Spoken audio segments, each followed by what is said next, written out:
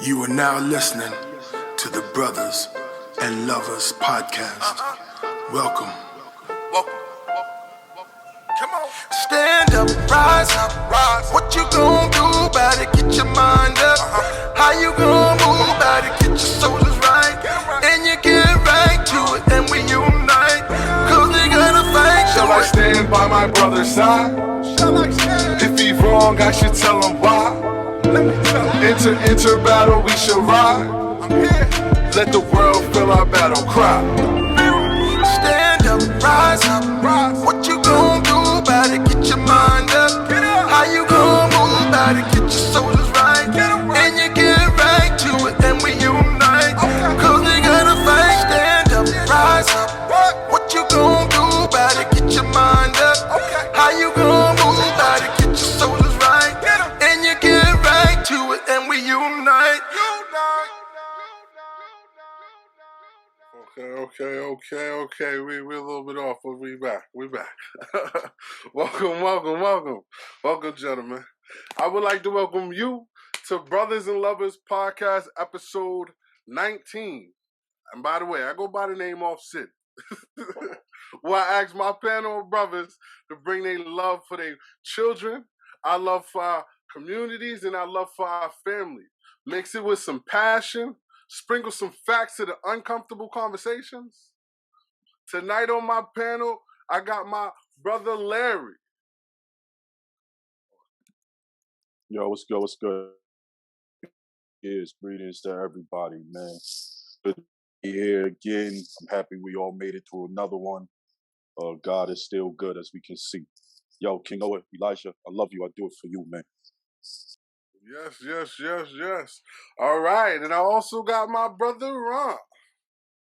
Hey, what's going on, man? It's good to be here, brothers. I'm glad to see you in this new year, man. Looking forward to doing a good show. Peace and blessings, brother. Yes. Last but not least, I got my brother Harvey. Happy New Year. You know what it is. I'm trying to fix this camera. There you go. That's it. Happy New Year. I love y'all. You know, so good to see y'all. Let's get it. Let's go. All right. This is a new year, new start. Let's kick it off right. All right. Tonight I want to bring to the table is, but I don't know about. Well, let's go. Let's open the question. Growing up, have everybody heard from a man saying, "Hey, you did a good job" from your fathers? Has everybody heard that? Yes. Can I get yes and no? I'll start that one off. I was told that all. Unfortunately, I did not grow up with my dad as present as I would have liked him to be. No shade to him. I love my father greatly. We have a pretty, I would say we have a very, very good relationship now. Probably great, I would say. But growing up, not so much. There was no real man around for that reaffirmation of being a great kid, great boy, great young man, nothing of that sort. It came from a lot of outside male figures as I got older. Okay. What about you, Ron? I know you were the 8, right? Yeah, I mean, my dad, unfortunately, he was murdered, when I was young, but, still, it just wasn't a thing that you heard a lot from dads or moms, for that matter, that you did a good job, unless you were doing well on the athletic field, basketball court, football field, you always heard somebody talking about their child did well, and when they were doing those. But anything else, you got straight A's or something like that, doing your homework in general, nah, didn't get a lot. That's what you're supposed to do. Right. What about you, brother? What about you? Man, my pops was around, but I didn't hear that very much from him because he was in and out of the penitentiary when he was alive. You know what I'm saying? So, I didn't hear much. I mean, I think that he was proud of me, but I learned a lot of different things, if you will. Okay. Oh no, I asked that even my situation. My father was around, but he wasn't the first one to kick out, "Hey, son, I'm proud of you." He wasn't that type of person. He would brag about me. you know, and I would know about this when I go to, like, I remember this one time, I did a movie, and it was, I went to the festival, the movie festival, got big and all this, put it on HBO and all this, right? And I knew he knew about the video only because when I went to my grandmother's house, my grandmother was like, "Oh my goodness, I seen your video. Your father's like," and he bootlegged my bootleg copy to let everybody else see it. But you know, he didn't say, "Oh, I'm proud of you doing the video. I like you in the video." Or, "Did you write it?" Like, he didn't do none of that. It was just, he just went about his day. I asked that because not as it's occurring a thing that men don't give their children the praise of saying that they're proud of them as the kid is growing up. I wanted to bring this to the table. We all been through this, is clearly. Do y'all think, I'm gonna go around again, do y'all think it affected you how you move now, not hearing that as much as you wanted? Let's go with you, brother Larry. What you think about that? You know what? This is a great topic because it hits home. Because my 5-year-old, he is that child. He actually allows me to see the purpose, the meaning, the value of, you know, that positive reaffirmation, you know, that encouragement. He is the definition of it for me in my life because he's always, you know, asking, "Hey, Dad, did I do a good job? Hey, Dad, you know, are you proud of me? Did I do it?" And you know, it's funny because it's a slippery slope. You know what I mean? Because when you don't, when you tell him that, you know, when you don't tell him, it's like he questions it. When you tell him, it's kind of like, "Yeah, I know." You know what I mean? So it's kind of like, you know what I'm saying? So, you know, it's real funny. But to answer your question, like with my 5-year-old, you know, I realized the importance because I didn't necessarily get it. Mm-hmm. I think that it does. I think it matters. I think it's necessary. I think it's important. I think we undermine the value of it because when King Noah hears "great job, good job," you got to see like the light that's in his eyes. You know that you know that just it just vibrates off of him. Like he's happy to know that you think he did a good job. He's happy to know that he performed greatly. And I think that if we all had that, who knows what heights we would have reached? Who knows how much harder we would have pushed? Because I noticed when I tell him you did a good job, it makes him want to do better and it makes him want to do more.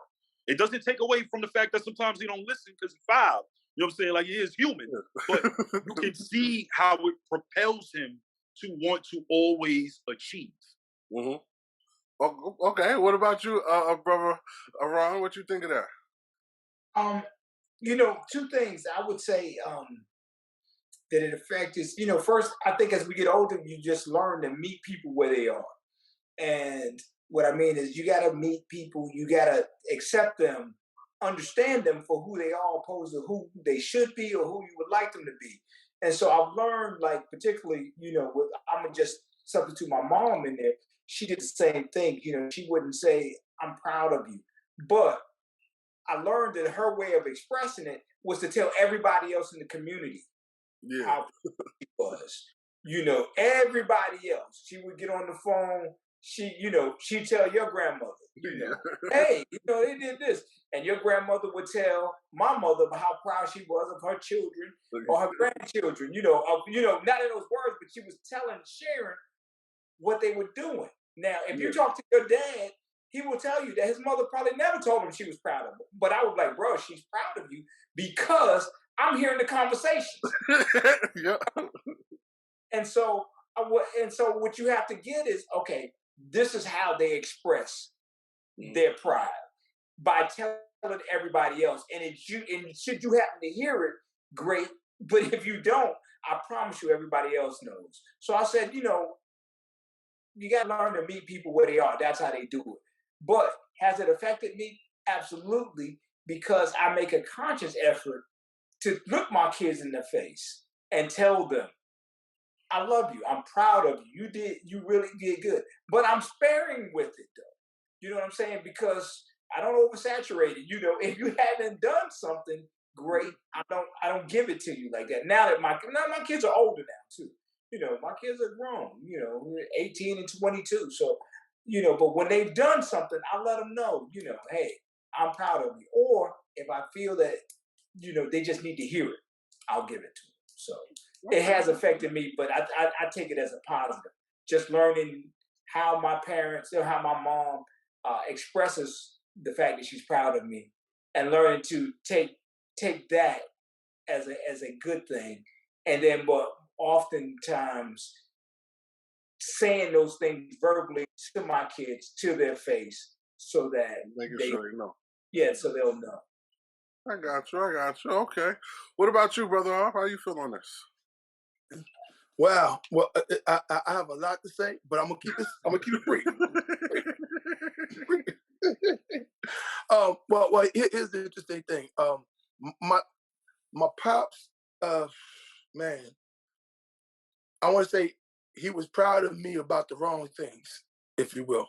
Okay. So meaning that when my pops and I was hanging out, and I call it hanging out, unfortunately he was encouraging me, about womanizing and drinking and drugging and stuff like that. When I first started, being out there, drinking and drugging, he was the first person that I was hanging out with, and his rationale was, I'd rather you do it here with me than be out in the street.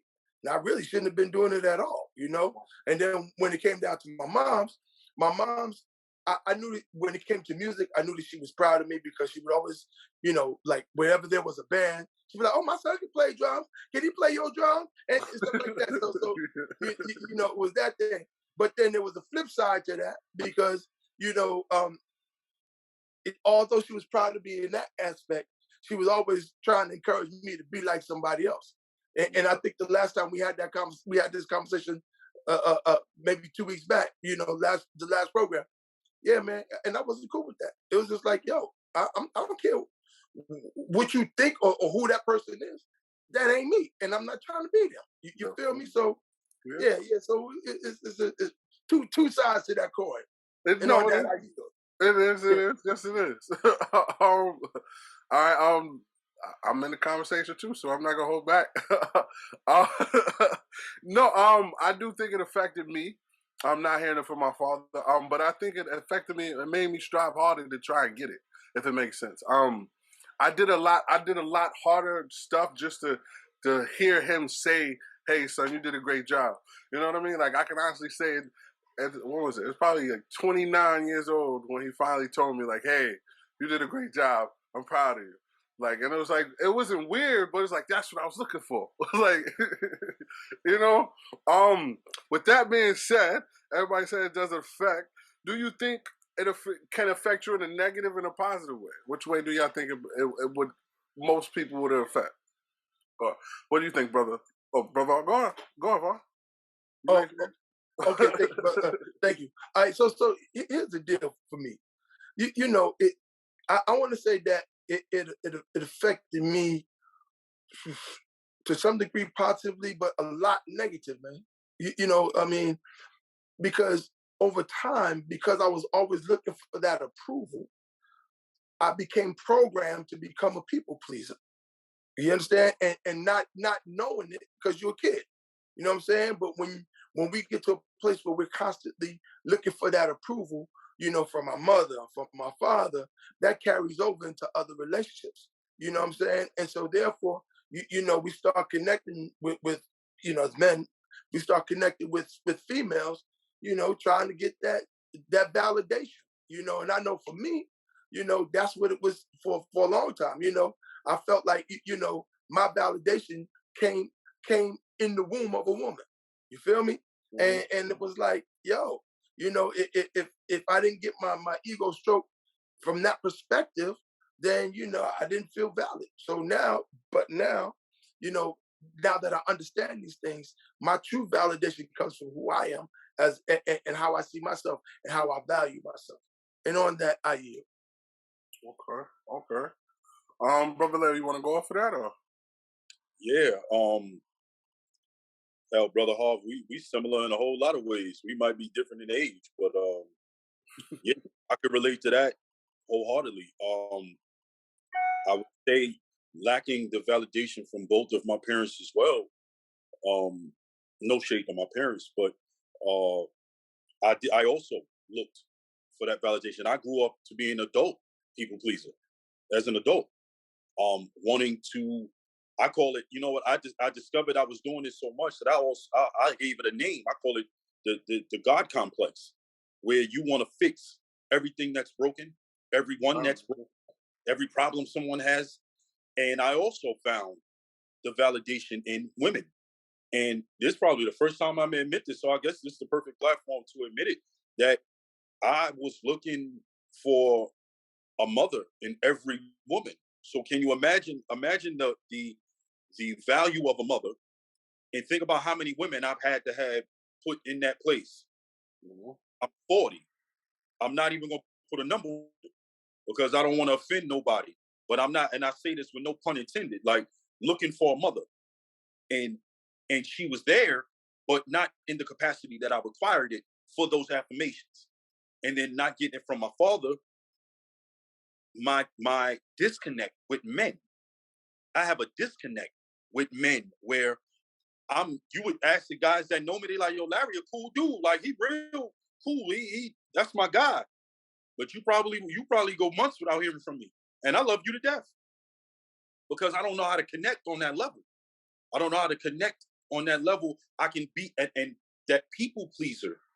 So to answer your question in a nutshell, from the positive and the negative, like I think about my son, and I think about it's not so much as me reaffirming to him that he's doing a great job. It's structure. I have to structure it in a way where he understands that in the absence of me saying it, it doesn't mean that he's not achieving. It doesn't mean that he hasn't done well. It doesn't mean that he hasn't done good. And that's to Brother Ron's point about the oversaturation of it. Because at some point, you create a narrative where if you're not saying it, then they're always looking for it. And then in looking for it, you begin to believe that it's not there. And that's where the trouble starts. So like for me, I found if I'm not doing something, if I'm not helping the needy, I was once labeled as a man who only likes to deal with needy women. And then it went from a man who can only have a life surrounded by needy people. That speaks to the severity of my need to feel important. Now I can't live in that realm because I have children. So by default, I have to say, you know what? God, as awesome as he is, will do something miraculous without you knowing, and then you hear it and you start to see it, where he will give you purpose where you can't find any. And that's sort of where I'm at. Like, I find my purpose, I found my importance in my children, but even that's slippery. Because when they grow up, they no longer are like, Daddy, give me a hug. What happens? So to your point, Brother Hoff, finding purpose in me, finding value in me. I have value outside of any affirmation that anyone could give me, outside of any compliment, outside of anything. The negative part is I also don't know how to take a compliment. I don't see the value in a compliment. Yeah. Me. I don't see the value. And it's not being, you would call it humble. It could probably be a character defect because I don't even want to get so big-headed and say, or maybe I am a nice guy. Who's to say? And with that, we're gonna get into that a little bit. All right, what about you, Ron? Brother Ron, what you want to add on to this? I just want to say, I think there's a risk of when you do see something like that, you down it, you clown it. Why do I say that? Because when you grow up, your environment creates what you believe to be the norm, because that's all you know. You only know what you know. So if you grow up in an environment where that's not being done, where there's no positive statements, no, hey, I'm proud of you, son, I'm proud of you, daughter. You assume that that's how the world operates. That's the way it should be because that's all that you experience. But then the risk comes in when you see it from someone else. You tend to clown it. There's a risk that you may clown it. You don't say, hey, that's what I've been missing. The tendency, particularly in our community, is to say, oh man, this guy's a clown. His dad's why is he doing that? And you joke it, you clown it, you're critical of it, because that's not your norm. And it's as you grow, it should be. And so that's that's to me, that's the real pain that's inflicted. And then if you have when this group of people from the same community go out and they see something like that they're not accustomed to experiencing themselves, then they make that person they make that person who's getting that feel bad. Yeah. Like, dude, you's a clown, you's a sucker. Your dad's a sucker, man. You going out talking about, oh, you proud of you. For what? You're doing what you're supposed to do. There's no, why is he proud of you for that? So, and I don't, and like I said, that to me, that's the thing. And I don't, and hurt people, but when they hurt people, it's not always intentional. Yeah. You know what I'm saying? And with that, I yield. Yeah. No, that's the truth. All right. They say if you don't have this, like what Brother Larry was getting into, you grow up and you don't understand. I would not say. How can I say it? You don't take compliments. You don't believe in compliments. You don't understand compliments because that getting, hey, you're proud. I'm proud of you. They say that leads into understanding compliments, right? Like the whole scientifically thing, right? So, with that being said, do y'all think a lot of people are in that boat that we don't understand? Like a compliment to us is really like nothing to people. Do you think a lot of people are like that? Like, So if I may, real quick, just listening to what you said. Here's the funny part that I didn't say this before. It just came to me. The funny part is in my inability to really like humbly accept compliments, I do it well. So to the positive and the negative, the flip side to it is because it was also never given to me, I also become the I don't want to use the word victim, but I also become the tool that provides it. Like I understand how to do it. You understand? Like I understand how to compliment. I understand how to tell someone, hey, great job. How to reaffirm to someone that they're doing an awesome job, or they're like, I know how to do those things. Hey, you look great today. Man, you killing that.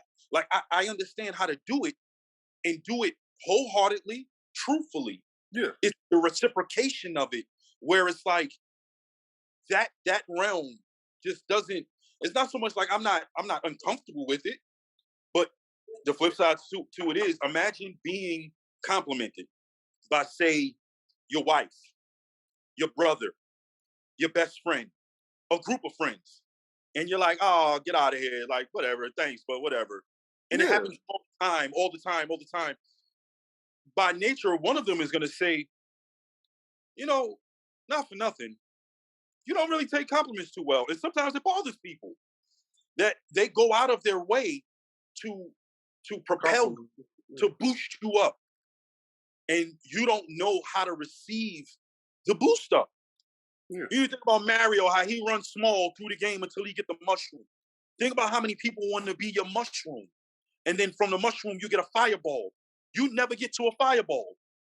You never get to just control the whole board because you can't get, you never let anyone stand at your foundation and be a part of your building block. And with that, I yield. I'm sorry if that was so off key. I just need to get that out. No. That's exactly what it is. That's the whole point of it. Brother, I see like you wanted to say something. Go ahead. Yeah, man, there's so much I want to say on this topic. Go ahead. Well, going back to the idea of taking a compliment, I'm reading. I read books, self-help books, and there's an author by the name of Don Miguel Ruiz. He has a book called The Mastery of Love, and it's important. That book for me was very important because what it taught me, and this is how I learned to self-validate. Because what I've learned is that people will put their fears, their happy days, their sad days on you. So if they're feeling happy, they'll compliment you. If they're feeling sad, they'll, say something negative. If whatever they're feeling, if they have a fear about something that you are pursuing, they'll throw that fear on you. So what I have learned is that it's okay to humbly receive a compliment, but that's not the foundation for my existence. Because what the real true foundation for my existence is my ability to lift myself up and compliment myself. And because there are going to be times when we travel down roads that other people can't not only see, but understand. And we have to still have that fortitude to keep moving forward. And that's what we have to say, yo, brother, you got this. Breathe. Keep it moving, because you got this. So it's important that, the idea of self-validation, not from a place of ego, but from a place of understanding that compliments are good, but even if you don't get them, you still got to move forward. And on that I yield. Okay. Brother Ron, you want to add to that, or? No, I don't want to add. I'm where it's at right now, bro. So, I don't want to add that. Not to that. Not to that one. Well, okay. All right. All right. Hold on, brother D. Go. Hey, brother Ron, you got to express your thoughts, brother, because there's a burning thought there now. Hey, yo, you can't let that one go. Come on with it. Come on with it. I need it. I'm away because I'm gonna hold up my time like you do in Congress, and I might have to go on a little rant for about 3. He said I might kind of call a rant. Yeah.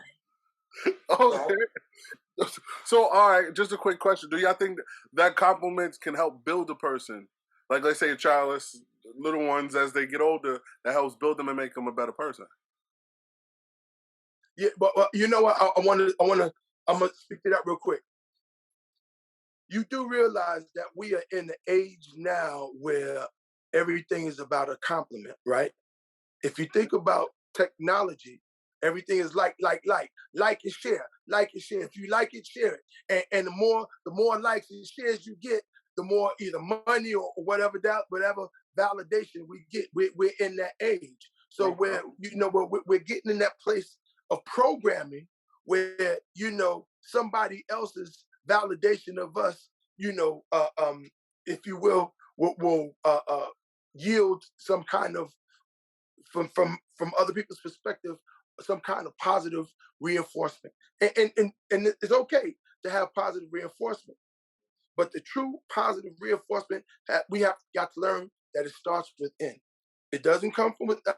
It's great to get it, but if that very same person who's having a good day compliments you and they have a bad day and they tell you, "Oh, I think you suck," do you stop living because they think you suck? Come on now. And on that, I yield. Okay, but see, we're talking. Yeah, let me speak on that too, because that's exactly what I was thinking. Because compliments are great. Compliments are great, but the challenge is you need to understand that you can be great without it. You don't need the compliments. You don't have to have the validation, because if you do, then what extent will a person go to get that validation? That's why, you look at all the videos now and you see people doing everything for likes and shares. And any extreme, women, I don't watch the TikTok stuff as much, but people share it and I see some of it. And I saw one today where women were actually, kid you not, they didn't have on a bra or whatever, and they would pull their shirt over their head and start shaking their breasts and put glasses on there. And I don't know what the challenge was. I guess it's a ghost challenge or something. But I'm like, you're doing this for somebody to go, yes, I like that. For somebody, to me, you're belittling yourself. Just for one person, for or a million people to go to hit a like button or a share button or something. And I'm like, that's, to me, that's the danger. So compliments are great, but the challenge is to raise up a nation where they can accept a compliment, but they don't have to have it. But when that start, you're 100% right. I agree with you. But what I'm trying to say, when that start in the household. So the compliments they're churching for, are they really the compliments they're just looking for the mother and dad to say, "Hey, I'm proud of you"? You know what I mean? Like, they doing all this stuff everywhere else to get all these other compliments because they're not getting the ones growing up. If I can speak on that, so I can actually give a scenario that's kind of close to home. So my 5-year-old gets on the bus to go to school every morning, and there's a little particular child who one day called him stupid, right? And then there was another occasion just recent where the kid called him an idiot, right? And my son comes home, and my son is he's a sweetheart of a kid. He wants to be friends his first year in school. He's in kindergarten. So everything is making friends and whatever. And to speaking to your point about being liked. So he comes home and he's like, Dad, so-and-so called me stupid. He calls me names and I don't understand why. And I'm like, let me explain something to you. No matter what anyone tells you, no matter what anyone says to you, you are amazing. You are strong. You are brilliant. You are not stupid. You are more intelligent. You are the most intelligent kid to me. Daddy, you're the smartest kid in the world. And I love you. But you are great. And no matter what anyone says, you are always to remember that you are amazing. And I say that because I remember when we were growing up, and I think everybody might have heard it. You don't got to care what nobody says. You don't got to care if anybody like you. So what if they don't like you? What that mean? So them kids over there don't like you, and do you like you? Well, if you like you, then it's fine. I like you. That's what our parents, that's what you were looking for from your parents. Like I said, for me, it was for the other adults that I knew. The guys in the street that, the big brothers that I had, or the big sister that wasn't really my sister, or the auntie or the big mama of the neighborhood. If she knew you, if she knew she would be, hey, you're a sweetheart of a kid. I say that like, we do live in a world where everybody is about likes, and we are getting to a place where think about cyberbullying. Mm-hmm. You just think about that. For a kid to type, you not liked. Nobody in the school likes you. And that kid sits there and thinks about how many kids are in the school. And it's like, all of them don't like me? They forget that half the kids don't even know them. But they factor every single kid in the school that doesn't like them. So it goes from the 20 kids they do know to the 300 kids in the school as a whole. And then they don't come back to school anymore. They don't even, they come up missing because they're in a room and they're dead because they weren't liked. It does start in the home, to your point, Off City, but to Ron's point, it does, how you do it, it requires some real structure, because I don't want my son, neither one of them, King Noah or Elijah, to believe that they need to be liked. I love you. Mommy love you.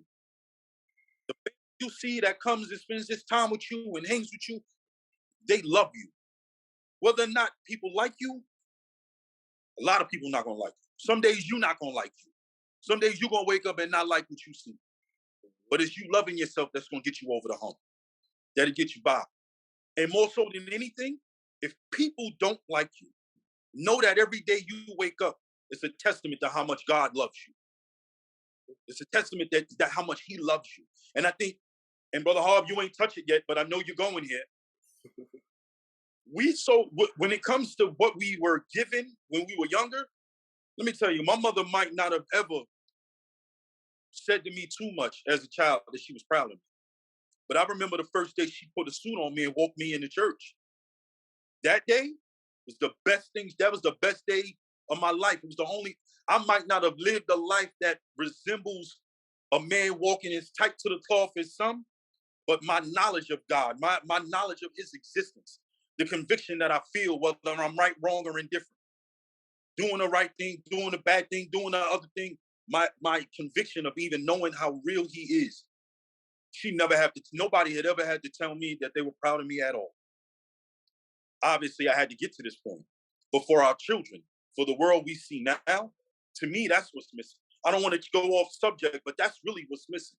When we teaching how great you are, or how much you're liked, or how much people like you, how about God love you? How about it shouldn't matter how much a person likes you or doesn't like you or tells you how proud they are of you, because you're not gonna always do the right thing. It's about it's the whole lesson. It's not just the positive reinforcement of how good you are or how great you did. It's the whole package. It's being able to tell when they did something wrong. Hey, that wasn't the best idea. That wasn't the best choice. That wasn't the best decision. Because that coincides with promoting greatness. Yeah. Promoting when you came up short too. And with that, I yield. Okay. Excuse me. And Brother Larry, I just want to speak to that for a quick second. I got to speak to something real quick. You know, one of the things, like, you know, your son said the kid came back and said he's stupid, he's an idiot. And I would say to him, you know, and if my son was younger, I would say, sometimes people put on you what they're getting at home. You understand? And so he's able to use those words because, you know, that's probably what he's getting at home. Maybe those are the words that he's receiving at home. And so what does this mean? When we learn to decode behaviors, then we can begin to have compassion for people. And therefore, instead of getting mad when somebody says something, understand that they're speaking from their point of reality and not necessarily from our point of living and being. And on that, I yield. If I may, just to touch that, you know what's so funny, Brother Hall, because that was exactly, I mean, if you know women, you know, his mother wasn't hearing that. But that's exactly where I went. I said, no, not for nothing. We don't know. Like, I'm thinking about a 5-year-old utilizing the word stupid or idiot. So I start breaking it down. I start saying, oh, well, does he have an older sibling who maybe, because, you know, older siblings don't do that. No. So then I start saying, well, it came from somewhere. So I'm thinking about the child, and I say, you know what? And the first thing that came to my mind, I started acting like my own dad. Now I'm like, you know what? Let me teach you what to say when somebody say that to you. And then I said, wait. Is that I got to go to school for a different reason. So you know what? The best thing that I can do in this moment is ensure that he has a defense inside. Not so much what he utilizes with his tongue, but inside. I can build his defense there. You're great. Don't worry about it. You are smart. Don't worry about it. And let it go from there. And this day, he's like, Dad, I asked him, I said, hey, is anyone bothering you? No, Dad. But even if they said anything, it doesn't matter. You know how smart I am? You know how great I am, Dad? Because you tell me every day, Dad, I'm great. I'm handsome. I'm the smartest kid in the world. I'm not worried about what they're saying. Just that fast. And I don't attribute that to how smart he is or how great of a kid he is. I went to God and I said, God, what do I do? Because I know what I want to do. Because I'm a man and I understand what I'm up against. Because I'm also a black man raising black boys. So you already know where my mindset is at. Pull up. This is up close and personal. Like, what are we talking about? But you understand what I'm saying? Like, you just call my kid stupid. So what are we talking about? And it's almost the same type of time. I'm like, what are we talking about? Like, I'm at the bus stop early. What's going on? But that's not what we're doing. Because when we're not here, they won't have that. Yeah. So we got to build inside out so that they can handle it, whether we're present or not. With that, I yield. Okay. Brother Ron, you want to say something on this? I do. I mean, you know, a couple things. I mean, we started this conversation saying, you know, talking about fathers not saying certain things, not giving us those things. But then I'm sitting here thinking, as the conversation progresses, were they somewhat geniuses? Because none of us, I mean, we recognize there's a need for it, but I'm saying they over-prepared us because we don't need that. We don't need likes. Yeah. You know, even you saying, I was searching for my dad to say, good job. You were searching for it from him. You didn't need it from the world, though. Yeah. You need it from anybody else. You wanted it from him, but he raised you to continue to strive on without it. Yeah. You didn't go into a depression where you will consider killing yourself because somebody said something negative to you, or because no one gave you the like that you. I like the term likes that we've been using. No one gave you the like that you were looking for. Where today, that very thing is happening. You know, with their kids taking their own lives through cyberbullying. That never happened. I mean, let's get away. I mean, just bear with me for a second. I know we didn't have social media like it is today, but somebody saying something to you did not drive you over the edge the way we were raised, because you, like you said, you didn't care what they thought. To a certain point, you came back hard on them. You learned to do the dozens with them. You learned how to snap back on them or whatever. But their opinion of you did not drive you to the point to consider harming yourself. That just did not happen then. And so I'm saying, as this conversation has just continued to go, I'm sitting there thinking, maybe they didn't give us something that we recognized that was valuable, but in not giving us that, they made us tougher and stronger, so that maybe knowing, hey, the world can be pretty tough, and I'm not going to allow things to happen wherein you need the world to validate who you are. So I mean, that's all I want to say. Well, you're right. You're 100% right. All right. See, I was gonna go off of, because I wanted it from my father. You did it. so that was my next question. I mean, cool. You wanted it from your dad. You needed it from your dad. But and nobody else, though. That's yeah, the point, though. Right, but nobody else. But nobody else. And so, but it was still, even though there was a void somewhat, it wasn't a void that prevented you from becoming who you are today. But see, that's the thing about today, is a lot of people didn't get that, or they didn't get any type of validation at home. Do you think that's why a lot of people are doing the stuff that they're doing now? They're going to the extreme to get some type of validation. Like, you know what I mean? Like it's in all type of aspects. Like, let's just say a girl, she didn't grow up with a father. She didn't think she was beautiful enough. Nobody in the house told her she was beautiful. Now she gets older, she trying to get BBLs and all that. You know what I mean? Like, and just the boy, let's just say nobody told him he was doing good, so he just gave up. Like, hey, I can't do this no more. Nobody is saying I'm doing it. But that's what I'm saying. Do you think? Because understand, it's a I'm not gonna say society thing, but it's an age thing as well, like a generational thing. You know what I mean? Like, they don't make the generations like they made the previous generation. You know what I mean? Like, my generation is stronger than the new generation. I can say that because we didn't really care about that. But nowadays, that's in the DNA for it. But you could also think about a lot of the parents nowadays, they're parents at a young age. So you know what I mean? They're not understanding, hey, maybe I need to give them a little bit and not give them too much. You know what I mean? Like, nowadays they're being more friends than anything. So they're looking for more validations.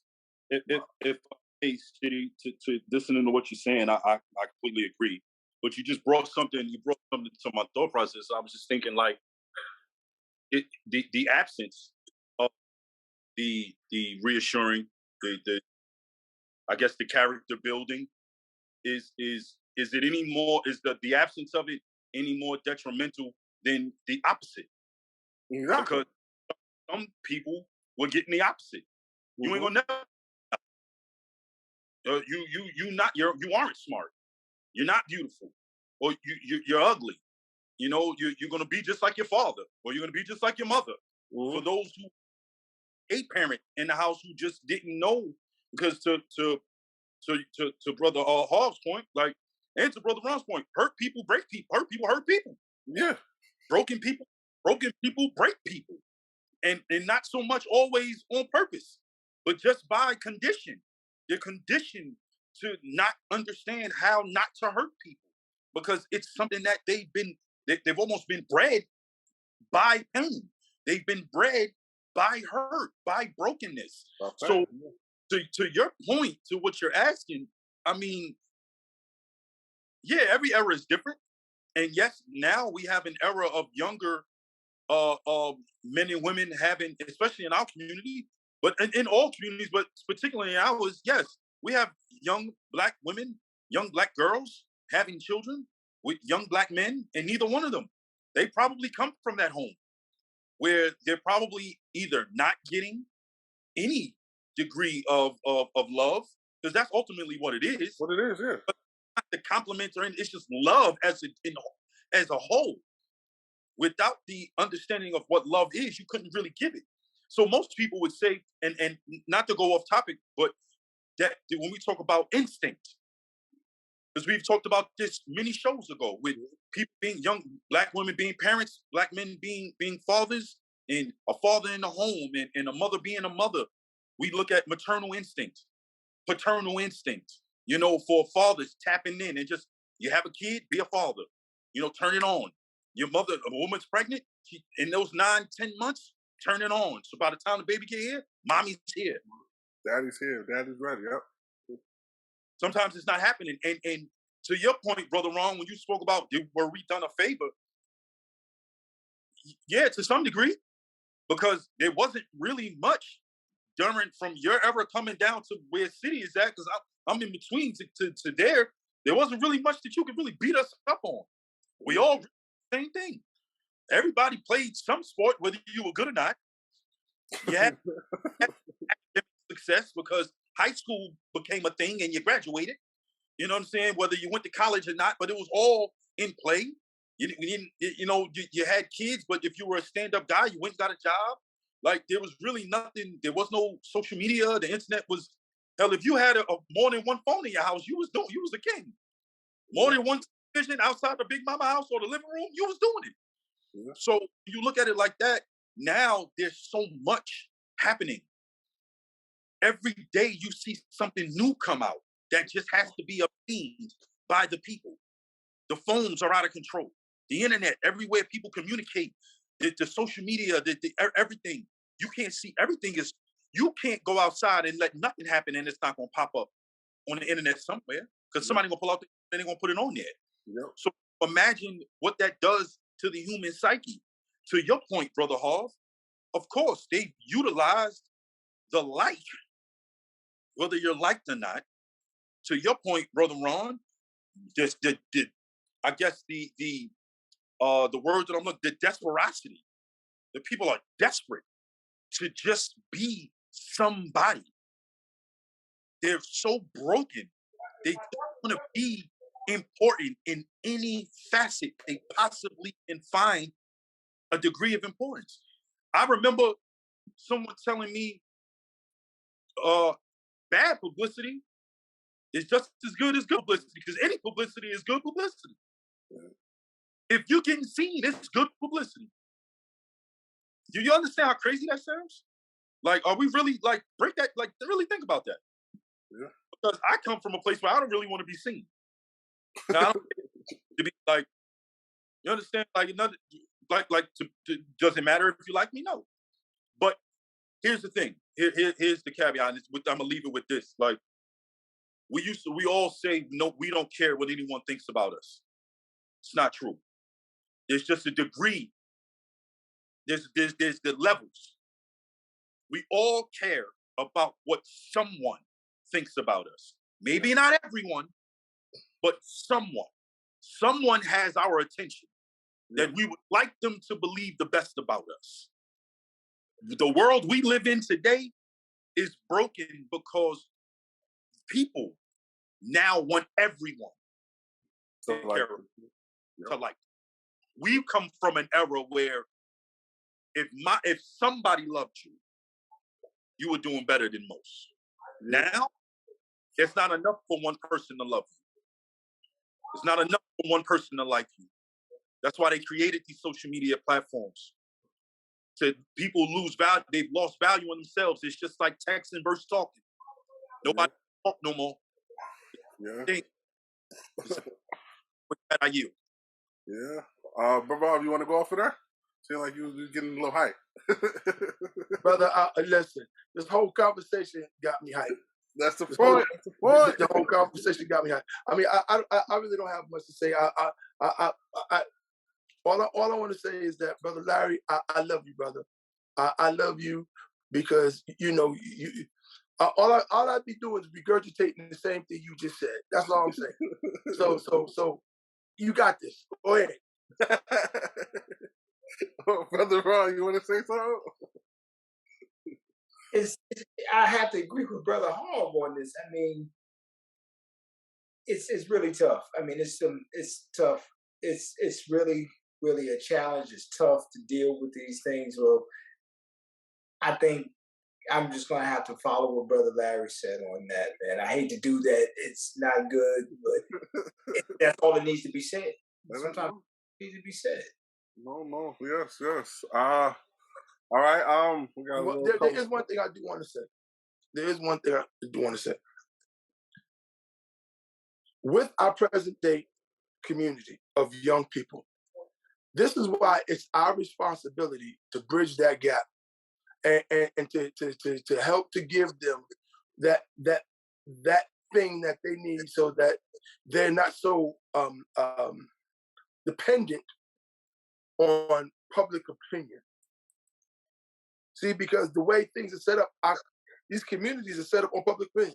Even down the radio and records. Like you know, I'm a musician, and it's just like, yo, these days before you can sell a record. Now these days it's all about streaming the record and getting likes for your record. So you know, it's you gotta set up for people to like you. But in my case, what I've learned is the word. The word says, "Whosoever will, let them come," and what that means. We're responsible for showing up and being ourselves. You know, and if I could tell the young people one thing, is that listen, just be yourself and allow yourself to be yourself.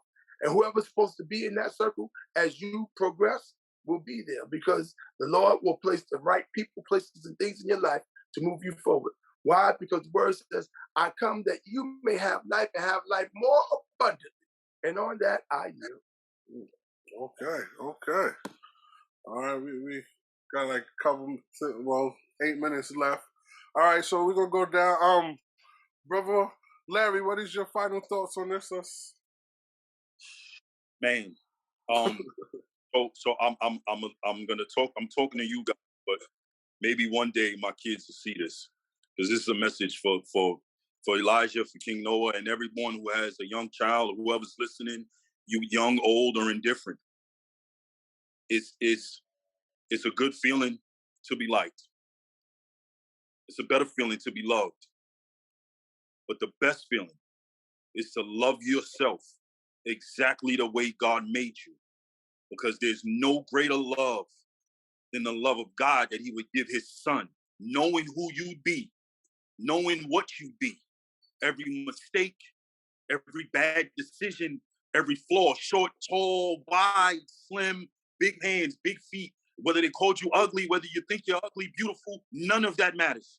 Because the way God made you is perfectly imperfect. He made you just that way on purpose. Yep. There's purpose in your imperfection. There is purpose in everything that someone has said that is bad or negative about you. Find purpose in it, because that's exactly where God exists. He exists just as much in your flaws as he does in the good things about you. That's why he made you that way. Don't let a word that comes out of another human's mouth depict who you are from this day forward. Because God's going to love you yesterday, today, and tomorrow the same exact way. And with that, I love you just the way you are. With that, I yield. Yes. Okay. Brother Ron, what's your final thoughts on this? And, thank you. The final thought that I would have is when we talked about validation, to me, that's what we've been talking about this evening, basically some form of validation, whether it be compliments or however it's coming to you. I think it's important. But while it's important, it cannot define you. It cannot be what makes you who you are. I think validation, compliments should only confirm who you are, because who you are has to come from within. You've got to know that what you did was great on your own. You've got to know that what you're doing is right on your own. You've got to develop a sense of that, because if you are dependent upon validation or confirmation from other people, that's where the problem comes in. And I think that's when you tend to see people going overboard. That's when you tend to see people losing themselves and just trying to get that validation, that confirmation from someone else. And the problem is sometimes it's not coming. And if you you go beyond just desiring that, but you actually have to have that, then you will do whatever is necessary to get that. And that's when people lose who they are.